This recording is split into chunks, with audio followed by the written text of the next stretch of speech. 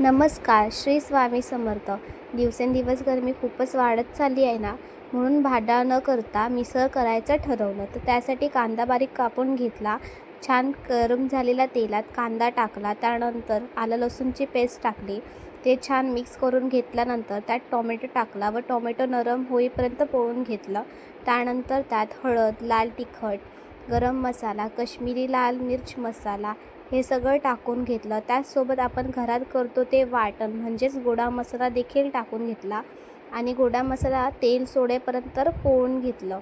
त्यानंतर त्यात आपण पाणी टाकायचं आहे छान तेल सुटल्यानंतर आणि त्याचसोबत आपण त्यात मीठ देखील टाकून घ्यायचं आहे. आपल्याला मिसळ पाहिजे तेवढं आपण पाणी टाकायचं. त्या पाण्याला उकळी आली की त्यानंतर त्याच्यात मूग आणि मटकी जे आपण बॉईल करून ठेवलेले होते ते टाकून घ्यायचे आणि अशा प्रकारे आपली घरगुती मिसळ तयार आहे. तर मिसळीला उकळ आली की त्यानंतर आपण त्यात कोथिंबीर टाकायची आणि छान मिसळ खायला घ्यायची.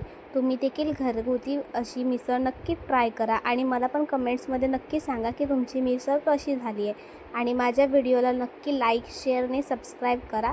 Thank you so much.